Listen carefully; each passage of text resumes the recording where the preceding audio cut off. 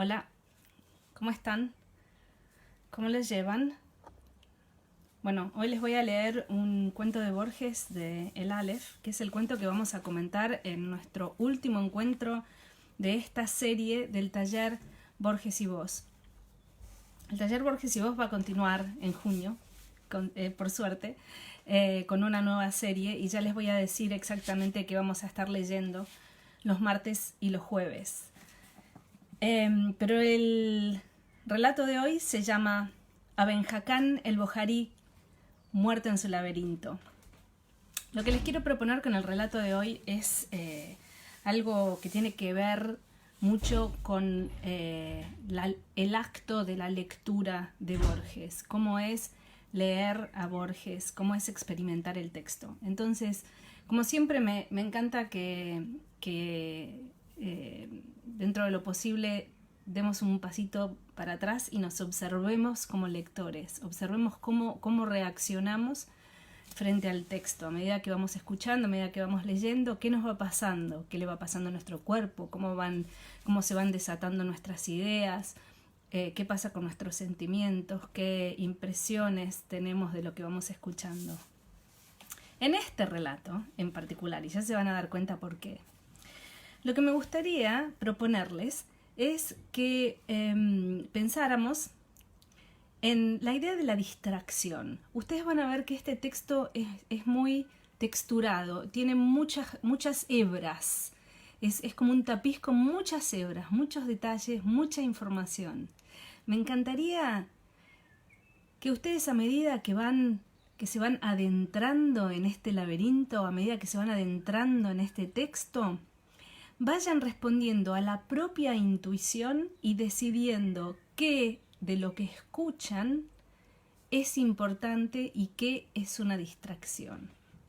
Entonces, les propongo que no piensen en qué es lo correcto, cuál es la respuesta, qué tengo que prestar atención. No, vayan con su intuición.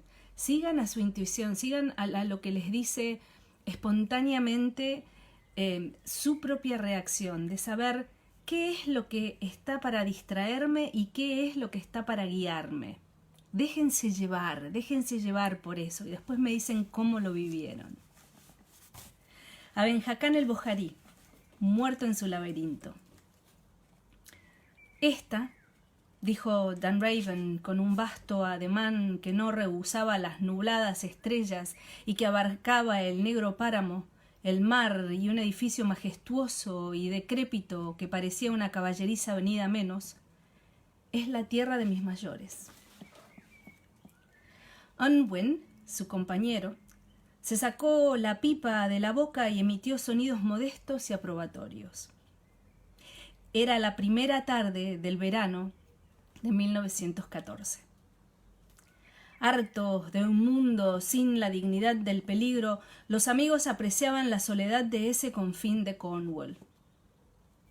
Dunraven fomentaba una barba oscura y se sabía autor de una considerable epopeya que sus contemporáneos casi no podrían escandir y cuyo tema no le había sido aún revelado. Unwin había publicado un estudio sobre el teorema que Fermat no escribió al margen de una página de Diofanto. Ambos, será preciso que lo diga, eran jóvenes, distraídos y apasionados. Hará un cuarto de siglo, dijo Dunraven, que Aben Hakán el Bojarí, caudillo o rey de no sé qué tribu nilótica, murió en la cámara central de esa casa a manos de su primo Said. Al cabo de los años, las circunstancias de su muerte siguen oscuras. Unwin preguntó por qué, dócilmente. Por diversas razones, fue la respuesta. En primer lugar, esa casa es un laberinto.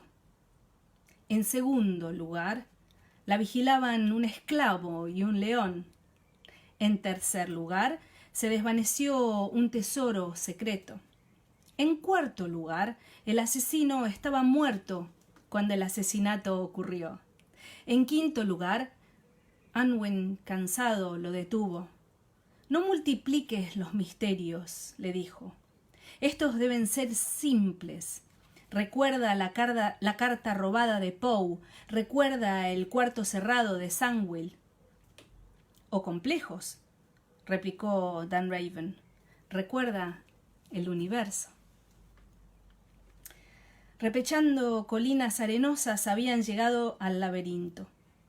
De cerca, les pareció una derecha y casi interminable pared, de ladrillo sin revocar, apenas más alta que un hombre.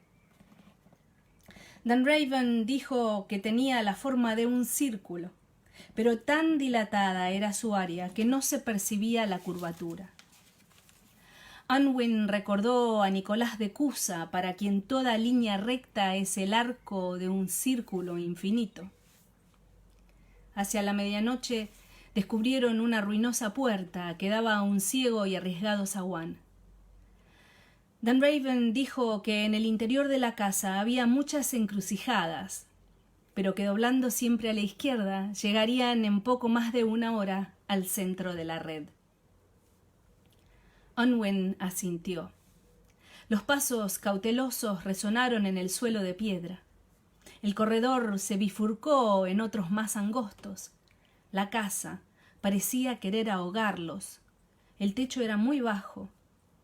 Debieron avanzar uno tras otro por la complicada tiniebla. Unwin iba adelante. Entorpecido de asperezas y de ángulos, fluía sin fin contra su mano el invisible muro. Unwin, lento en la sombra, oyó de boca de su amigo la historia de la muerte de Aben Hakán.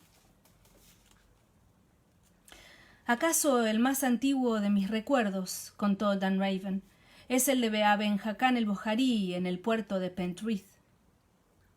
Lo seguía un hombre negro con un león, sin duda el primer negro y el primer león que miraron mis ojos, fuera de los grabados de la escritura.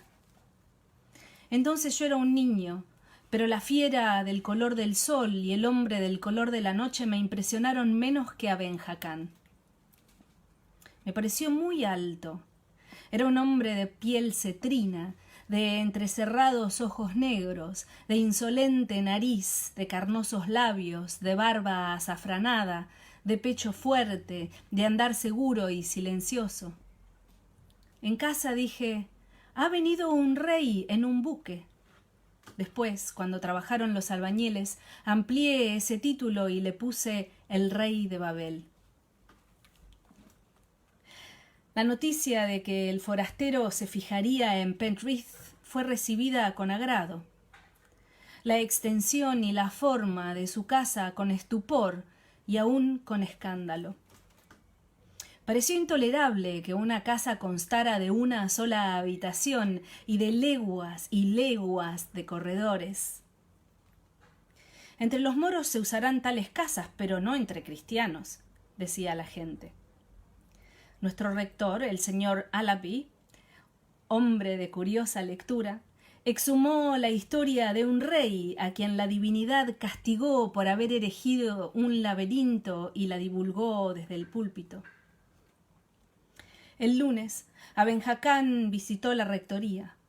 Las circunstancias de la breve entrevista no se conocieron entonces, pero ningún sermón ulterior aludió a la soberbia y el moro pudo contratar albañiles. Años después, cuando apareció Aben Hakán, Allaby declaró a las autoridades la sustancia del diálogo. Aben Hakán le dijo de pie estas o parecidas palabras. «Ya nadie puede censurar lo que yo hago.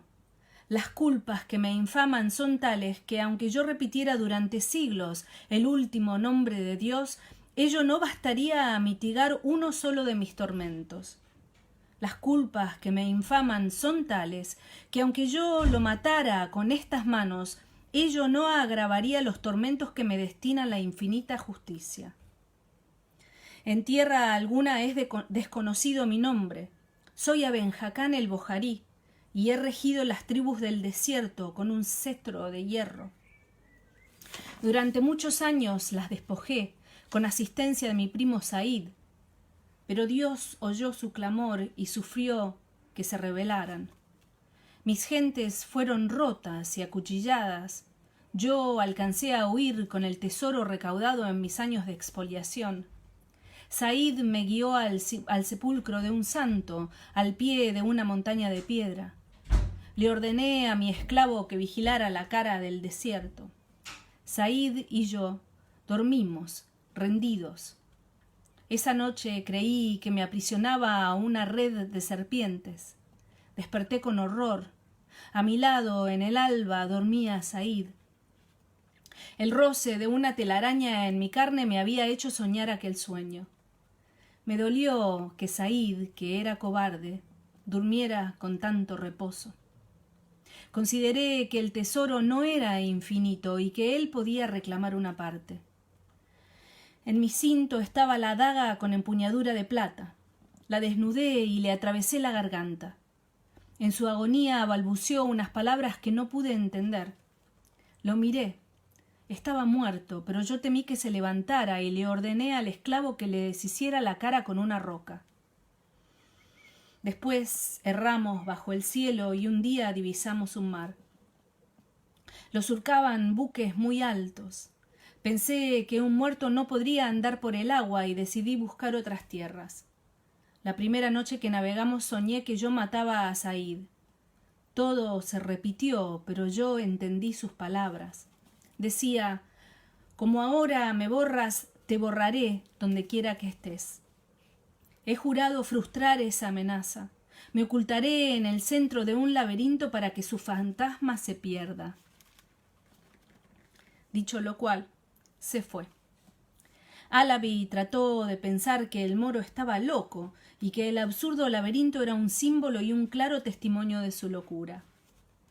Luego reflexionó que esa explicación condecía con el extravagante edificio y con el extravagante relato, no con la enérgica impresión que dejaba el hombre a Ben Haakán.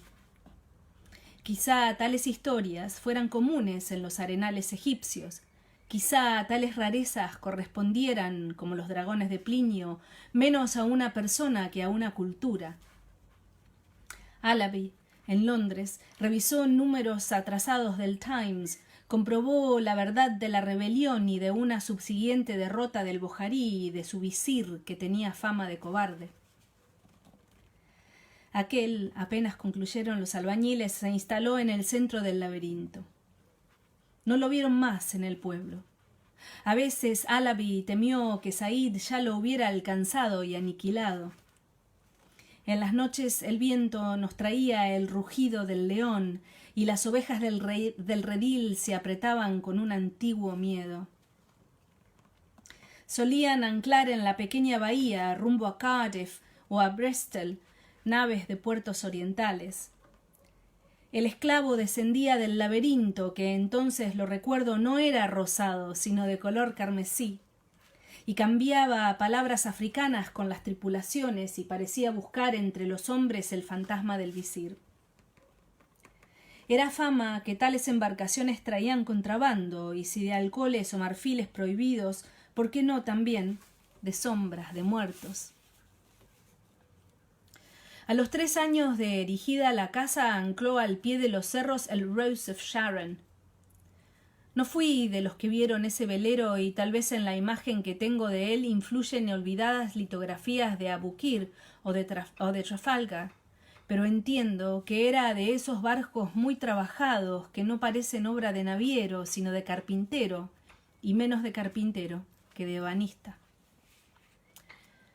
Era, si no en la realidad en mis sueños, bruñido, oscuro, silencioso y veloz, y lo tripulaban árabes y malayos. Ancló en el alba de uno de los días de octubre. Hacia el atardecer, Ben Haakán irrumpió en la casa de Alabi. Lo dominaba la pasión del terror. Apenas pudo articular que Said ya había entrado en el laberinto y que su esclavo y su león habían perecido. Seriamente preguntó si las autoridades podrían ampararlo.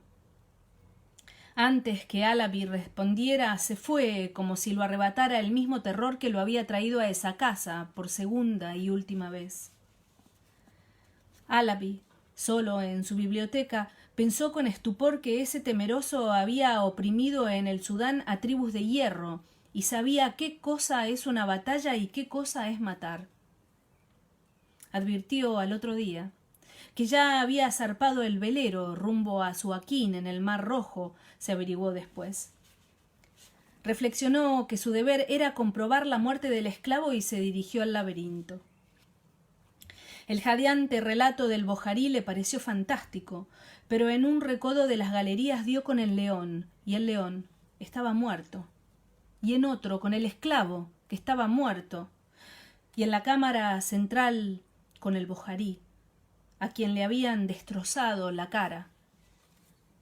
A los pies del hombre había un arca ataraseada de nácar. Alguien había forzado la cerradura y no quedaba ni una sola moneda. Los períodos finales, agravados de pausas oratorias, querían ser elocuentes. Unwin adivinó que Dunraven los había emitido muchas veces, con idéntico aplomo y con idéntica ineficacia. Preguntó, para simular interés, ¿cómo murieron el león y el esclavo? La incorregible voz contestó con sombría satisfacción. También les habían destrozado la cara. Al ruido de los pasos se agregó el ruido de la lluvia.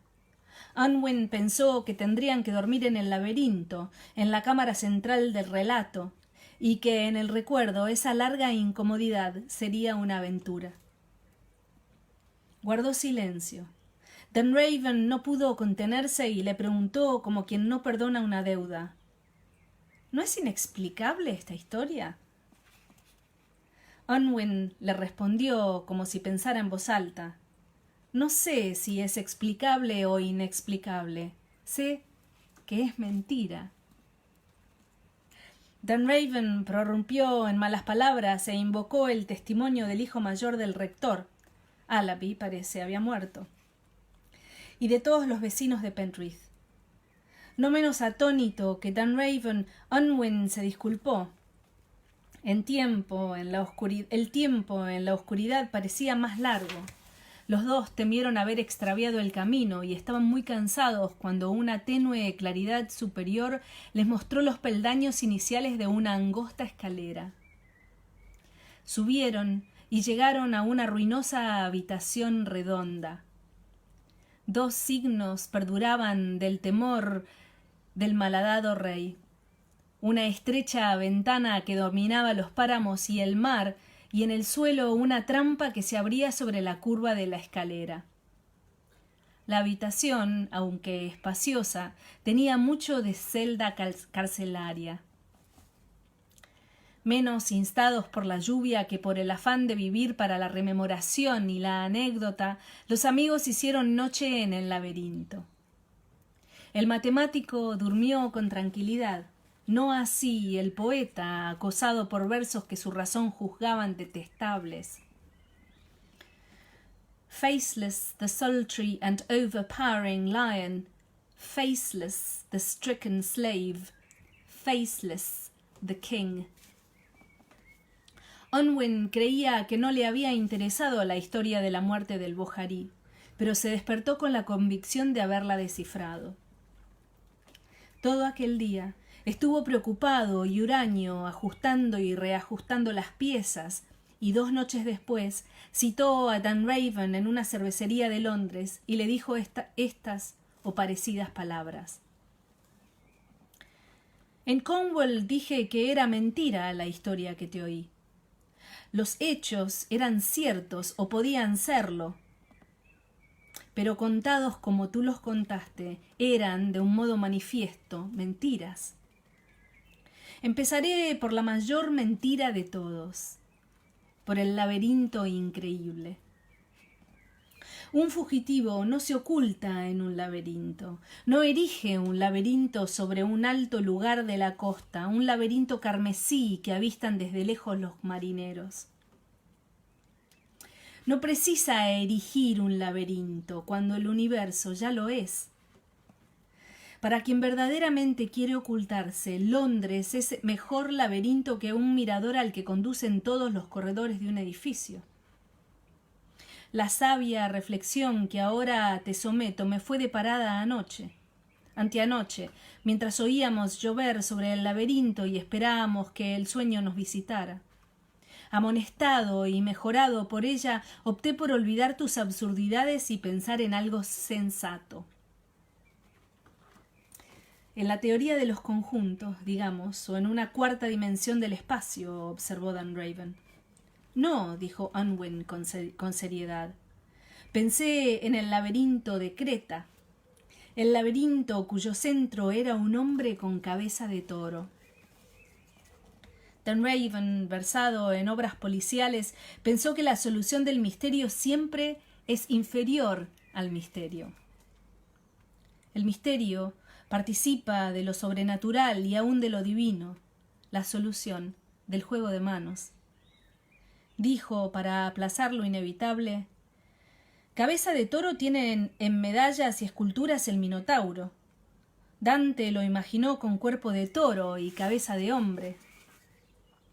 También esa versión me conviene, Unwin asintió. Lo que importa es la correspondencia de la casa monstruosa con el habitante monstruoso. El Minotauro justifica con creces la existencia del laberinto.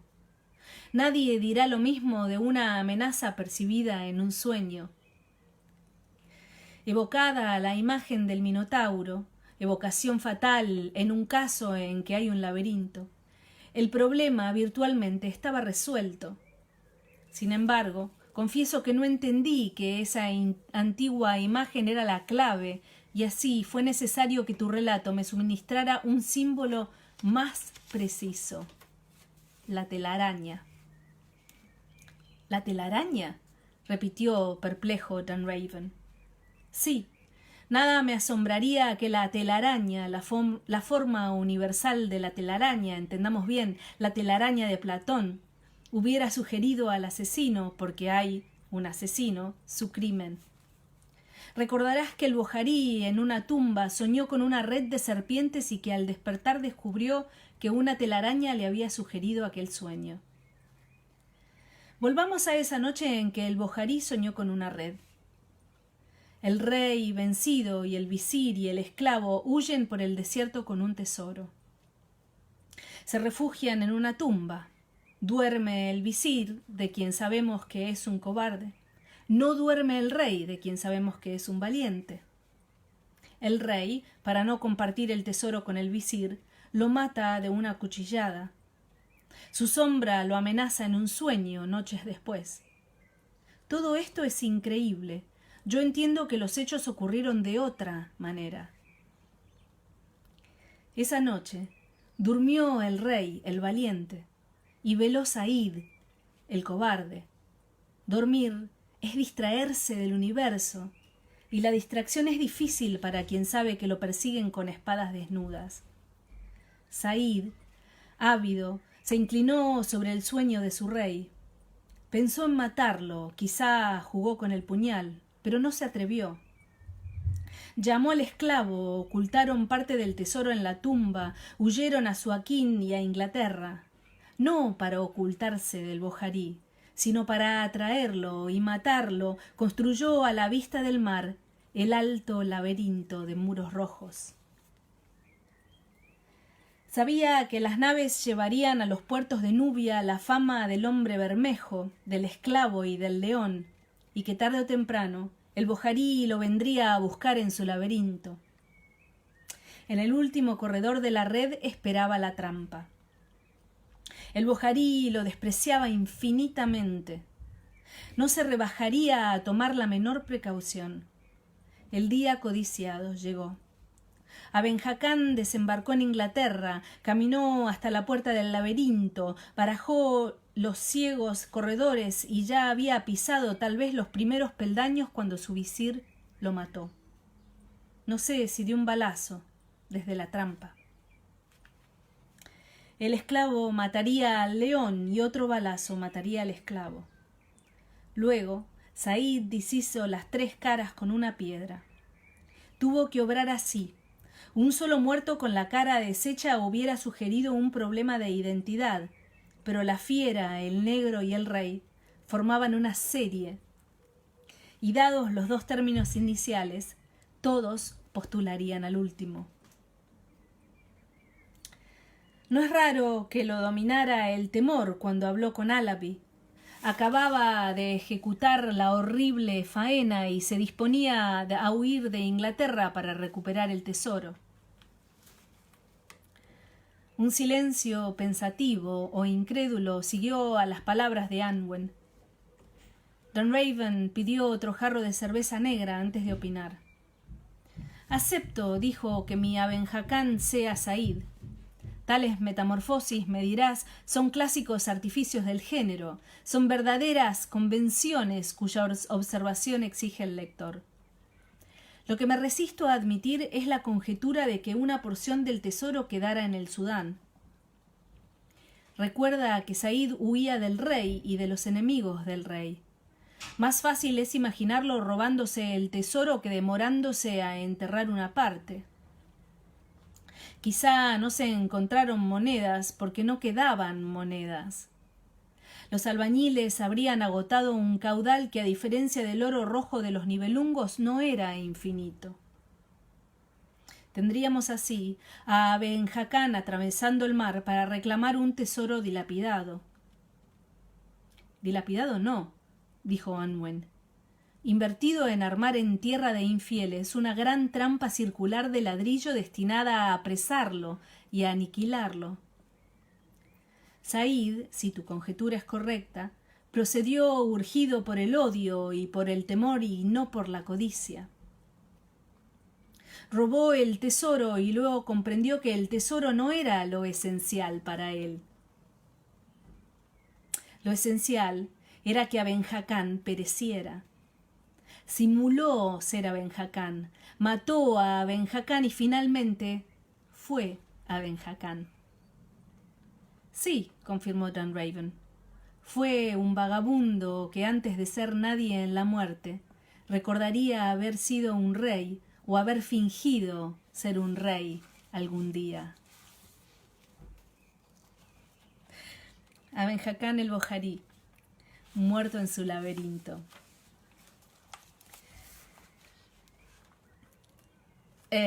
Bueno, díganme qué les pareció este relato, cómo lo recibieron. Me gustaría que me contaran qué parte del relato recibieron primero. Si el diseño del relato, si los detalles, si los lugares donde transcurre, si las series lógicas, si el relato del crimen. Cuéntenme qué les pareció este relato. Y me gustaría también saber, como les pedí antes de comenzar a leer, si identificaron qué detalles de este relato son distracciones y por dónde se enfilaron para llegar al centro del relato.